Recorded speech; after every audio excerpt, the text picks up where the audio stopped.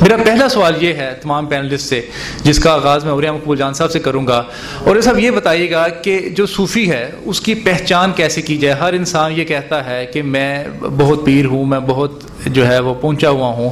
جو ایک سادہ لوگ ہیں وہ ایک صوفی کو کیسے پہچان سکتے ہیں؟ کیونکہ ہر انسان جو ہے وہ اپنے آپ کو بہتر ہی سمجھتا ہے. بسم اللہ الرحمن الرحیم. ایک ایسا موضوع کو آپ نے اس طرح سے گفتگو میں رکھ دیا ہے. بہت ساری چیزیں بہت ساروں کے لیے ہوتی ہیں، بہت ساری چیزیں کچھ لوگوں کی ذاتی محسوسات کے اندر ہوتی ہیں. کبھی کسی نے راہ چلتے کسی ایسے شخص کو جس نے کبھی زندگی میں خوشبو نہ دیکھی ہو اور اس کے اثر سے، اس کے لطف سے آشنا نہ ہوا ہو، اس کو اگر وہ خوشبوؤں کے بازار میں لے جائے تو کبھی ایسا ہوا ہے کہ اس نے انکار کیا ہو کہ مجھے خوشبو نہیں آئی؟ یہ فطرت کے اندر ہے کہ خوشبو جو ہے وہ انسان کو اپنے گھیرے میں لے لیتی ہے. حضرت عمر نے ایک دفعہ حضرت علی سے دریافت کیا کہ مجھے ایسا لگتا ہے کہ کچھ لوگ میری محفل میں آ کے بیٹھیں تو میرا جی چاہتا ہے کہ وہ جلد اٹھ جائیں، اور کچھ لوگ ایسے ہیں کہ جن کو جی چاہتا ہے کہ میں پاس بٹھاؤں، بہت دیر تک پاس بٹھاؤں. ایسا کیوں ہوتا ہے؟ حالانکہ میرا تو کسی کے ساتھ کوئی رویہ ایسا نہیں ہے. میں تو چاہتا ہوں کہ سب کے ساتھ برابری کی صورتحال ہو. تو حضرت علی نے کہا کہ جب الستو بربکم قالوا بلی، اللہ نے جب ساری ارواح کو جمع کیا تھا تو جو جس کے نزدیک تھا اس کو وہ اچھا لگتا ہے. اللہ نے ہر انسان کے اندر کچھ بیرومیٹر فکس کیے ہوئے ہیں. مجھے یہ بات کرنی نہیں چاہیے، یہ محفل بڑی اور طرح کی ہے کہ ابن عربی نے ایک جگہ بڑا کمال کی بات کی ہے. میں نے کہا اگر آپ اپنے گھر سے 5 منٹ کے لیے بازار سودا لینے کے لیے جاتے ہو تو واپس اسی بازار میں اپنے گھر میں آتے ہو. ایسا نہیں ہوتا کہ میں اپنے گھر سے نکلوں اور میرے سامنے جو وزیر اعلیٰ کا گھر ہے میں اس میں داخل ہو جاؤں. بڑی عام سی بات ہے. اسی لیے جب اللہ تبارک و تعالیٰ نے 5 منٹ کے لیے مستقرم و متاع اللہین کہہ کے کہا تھا کہ تم ذرا 5 منٹ کے لیے دنیا سے ہو آؤ، تو ہم نے واپس اپنے گھر میں ہی جانا ہے جو ہمارا پہلے سے بنا ہوا ہے. ہوتا یہ ہے کہ جب ہم اس گھر سے دور ہونے لگتے ہیں، خواہ ہم بہت زیادہ نیک بننے کی کوشش کرتے ہیں، تو کوئی نہ کوئی گناہ ہمارا ایسا ضرور سرزد ہو جاتا ہے کہ اللہ کہتا ہے اپنی اوقات میں آ جاؤ، واپس اسی گھر میں جانا ہے. اور اگر ہم بہت زیادہ برائیاں کر لیتے ہیں اور پھر ہم اسی اصلی گھر سے جو گھر ہمارا تھا جہاں سے آئے ہیں جہاں واپس جانا ہے، تو پھر ہم بیماریاں میں گھیر لیتی ہیں، ہمیں تکلیفیں آ جاتی ہیں، مصائب آ جاتے ہیں، ہم واپس سے. تو جس کے نصیب میں ہوتا ہے صوفی اس کو مل جاتا ہے. یہ تلاش سے نہیں ملتا اور یہ پہچان سے نہیں ملتا. نہ یہ کسوٹی والے لوگ ہیں کہ ان کو پرکھا جائے، اور نہ کوئی کسوٹی آج تک بنی ہے اس کے لیے. تو یہ سوال بڑا عجیب ہے. یہ آج کے دور کا سوال ہے کہ ہم صوفی کو کیسے پہچانیں. آپ کی کتاب میں صرف 1 منٹ عرض کروں گا. آپ کی کتاب ماشاءاللہ بہت اچھی ہے. آج کے دور میں صوفی تصوف پہ بہت کتابیں لکھی گئی ہیں، بہت لوگوں نے لکھی ہیں. پوری تصوف کی تاریخ میں 4 کتابیں ہیں جو صوفیاء جو مقام رکھنے والے صوفیات انہوں نے لکھی ہیں.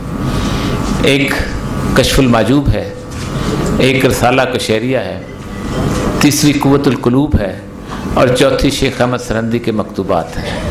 چاروں کے دیباچے اٹھا کر پڑھ لیجئے.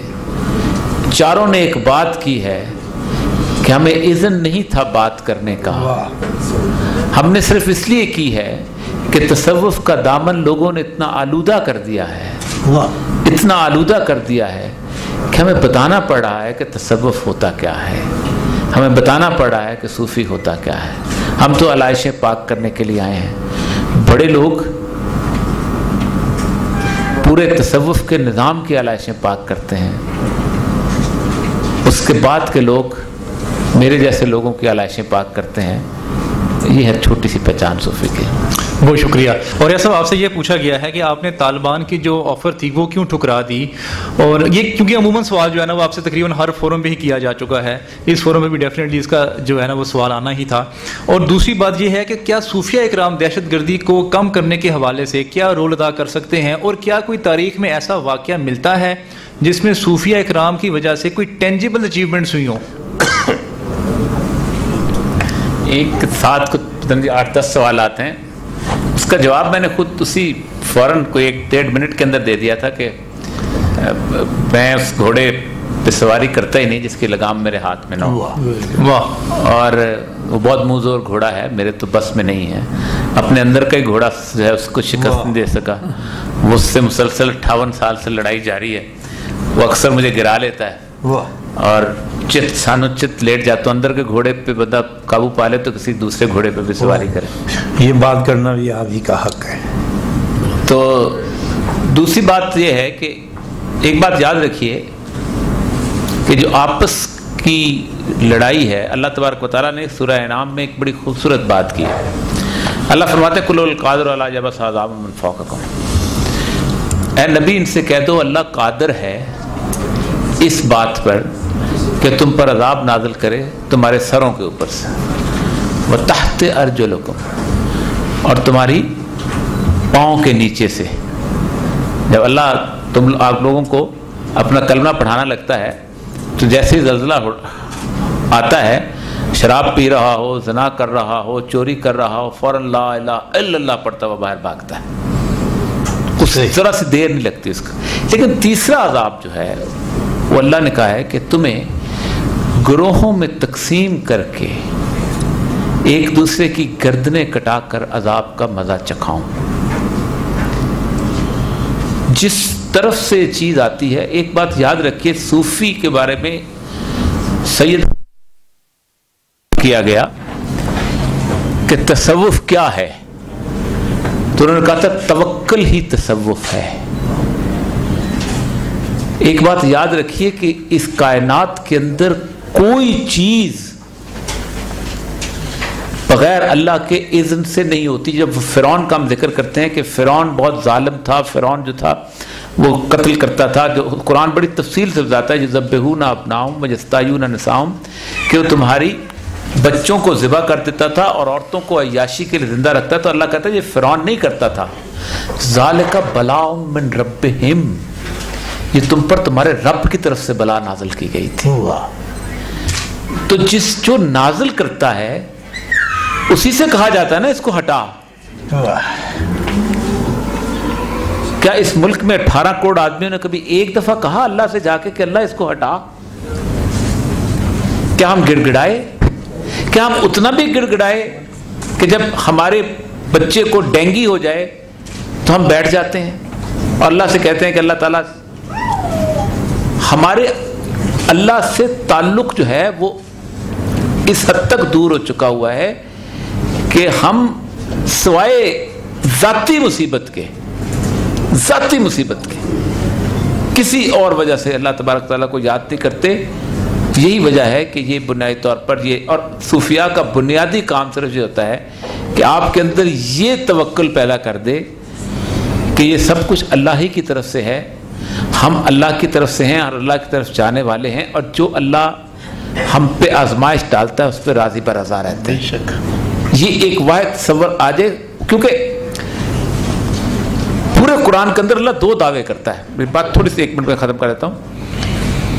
ایک اس کا دعویٰ ہے جس اپنے رب کی عبادت کرنے کے لیے, اس گھر کے رب کی عبادت کرنے کے لیے اللہ کہتا ہے اطعمہم من جوع وآمنہم من خوف, میں تمہیں بھوک میں کھانا دیتا ہوں اور خوف میں امن دیتا ہوں. اللہ کے ایک اور دعویٰ ہے الف بین قلوبہم, میں تمہارے دلوں کو جوڑتا ہوں. تو صوفی کا صرف اتنا کام ہوتا ہے کہ وہ پکڑ کے ڈاکٹر کے پاس لے جاتا ہے, بیمار ہے بھائی جوڑ دو. صحیح جی شکریہ. اور ایسا آپ سے یہ سوال آیا ہے کہ تصوف اور شریعت میں کیا تعلق ہے, یہ ذرا بیان کر دیجئے. کوئی تصوف ایسا نہیں جو شریعت کا تابع نہ ہو, کوئی تصوف. میں بالاجتماع بات کر رہا ہوں. اور ایسا وہ جو کہتے ہیں کہ میں نے ہی تمہاری نماز پڑھ لی, تمام مجمع کی ہو گئی, کہ سینہ بسینہ میں نے علم ٹرانسفر کر لیا، سینہ بسینہ میں نے اپنا علم ٹرانسفر کرنا اور چیز ہے، یہ اس سے کوئی انکار نہیں کر سکتا کہ سینہ بسینہ علم ٹرانسفر نہیں ہو سکتا، اس سے کوئی انکار نہیں کر سکتا کہ سینہ بسینہ اصلاح نہیں ہو سکتی۔ میں آپ کو ایک بات عرض کروں، میں اپنی مثال دینا اچھی بات نہیں لگتی، لیکن بات سمجھ آ جائے گی۔ میں عرض کرتا ہوں کہ میں اس وقت اس راہ پہ چلنا شروع ہوا تو ایک میرے بزرگ تھے، تو انہوں نے روز مجھے کہیں کہ یہ صفائی کرو، یہ صفائی کرو، یہ صفائی کرو، یہ کرو، یہ پڑھا کرو، اس طرح۔ آنکھوں کی احتیاط بہت بتائی جاتی ہے کہ آنکھوں کی احتیاط، کیونکہ آنکھ ایسا شیشہ ہے کہ جس سے آپ دور دیکھتے ہیں، اور یہ شیشہ جو ہے اس کی بد احتیاطی ہو تو شیشہ میلا ہو جاتا ہے، تو جب میلا شیشہ ہو تو اللہ کا نور کیسے نظر آئے گا؟ تو ایک دن میں بہت تنگ آ گیا، بہت رو پڑا ان کے سامنے، تو میں نے کہا سرکار بات سنیں، میں اس وقت ڈپٹی کمشنر ہوں، میں اب اگر جاؤں کہوں کہ میرا ٹور پروگرام ہے فلاں جگہ جانے کا، اور میں فلاں ریسٹ ہاؤس میں ٹھہروں گا، تو ریسٹ ہاؤس میں سارے جتنے اے سی ہیں، چھوٹے چھوٹے جتنے میں کرندے ہیں، وہ آئیں گے، نوکر کو پکڑیں گے، فلاں کو پکڑے، پورا صاف صاف کر دیں گے کہ صاحب نے آنا ہے۔ تو اللہ ایسا کیوں نہیں کرتا کہ ٹور پروگرام بنا لے میرے گھر کے آنے کا؟ تو آپ بہت سے لوگ آ جائیں گے صفائی کرنے والے۔ یہ اس وقت ہوتا ہے جب اللہ سے گڑ گڑا کے کہتے ہیں نا، آپ گڑ گڑا کے کہتے ہیں کہ اللہ یہ بہت گند اب مجھ سے صاف نہیں ہوتا، میں بہت گند ڈال دیا میں نے، اب یہ میرے بس کی بات ہی نہیں رہے گی کہ یہ صاف ہو جائے، تو ہی کوئی انتظام کر دے۔ تو پھر بڑے بڑے لوگ نگاہ کرنے والے بھی آ جاتے ہیں، دوسرے بھی آ جاتے ہیں، پھر میرا کوئی بس نہیں ہوتا، دوسروں کی ڈیوٹیاں لگ جاتی ہیں کہ جو وہ بیٹھا ہوا ہے اس کے بڑا گند کر دیا، اس کو صاف کر دو۔ وہ بالکل اور سی کیفیت ہے، لیکن تڑپ اور سسک جو اللہ تبارک و تعالیٰ کا یہ ہوتا ہے۔ سید الانبیاء صلی اللہ علیہ وسلم کی جو 3 ڈیوٹیاں ہیں، وَالَّذِي بَعَثَ فِي الْأُمِّيِّينَ رَسُولًا مِّنْهُمْ يَتْلُو عَلَيْهِمْ آيَاتِهِ، کہ آیات کی تلاوت کرتے ہیں، وَيُزَكِّيهِمْ، تمہارا تزکیہ، تمہاری صفائی کرتے ہیں، تمہارے اس برتن کو صاف کرتے ہیں۔ کبھی ایسا ہوا ہے کہ آپ دودھ لینے جاؤ اور بس ان کے اندر کسی جانور نے کوئی غلاظت کی ہو یا کوئی اور چیز کی ہو، اور آپ دودھ والے کے سامنے برتن رکھتے کہ بھائی اس میں دودھ ڈال دو، نہیں ہوتا۔ یزکیہم، ایسے میں ماں آپ کا وہ برتن صاف کرتی ہے کہ نہیں، اس میں اور لوگ ایسے بزرگ ہوتے ہیں جو صاف کرتے رہتے ہیں۔ تو کبھی یہ تصور بھی نہ کیجیے گا، اکثر اوقات ہمارے ہاں لوگ جذب کے حساب سے کہتے ہیں کہ جذب جو ہے اس کی ایک کیفیت ہوتی ہے، جو جذب کے اندر بندہ ہوتا ہے اس پہ اللہ تعالیٰ نے بڑا کرم کیا ہوتا ہے، وہ اس لیے کرم کیا ہوتا ہے کہ اس کو اس حالت میں اللہ تعالیٰ لے جاتا ہے کہ وہ کچھ کہے بھی تو لوگ یقین نہ کریں، وہ بھائی صاحب بس کہتے رہتے ہیں کوئی گل نہیں، اس سے کچھ چیزیں ہو نہیں پاتی، وہ اس چیزوں کی پابندی کر نہیں پاتا، وہ عالم حیرت کے اندر اس طرح آ جاتا ہے کہ اس سے عام آدمی کی طرح جیا نہیں جاتا، اللہ تعالیٰ اس کو جذب کی کیفیت دیتا ہے تاکہ اس پہ شریعت کا اطلاق نہ ہو سکے۔ لیکن جس کو کاروبار بھی کرنے کی طاقت ہو، جس کو بیوی کے ساتھ تعلقات رکھنے کی بھی طاقت ہو، جس کو بچوں سے پیار کرنے کی بھی طاقت ہو، جس کو دنیا کے اندر سارے بانڈز کی کیلکولیشن کی بھی طاقت ہو، وہ کہے کہ مجھے شریعت سے آزادی ہو جائے گی، تو پہلے باقی دنیا کے معاملات سے آزادی کرے، پھر شریعت سے آزادی بھی ہو جاتی ہے۔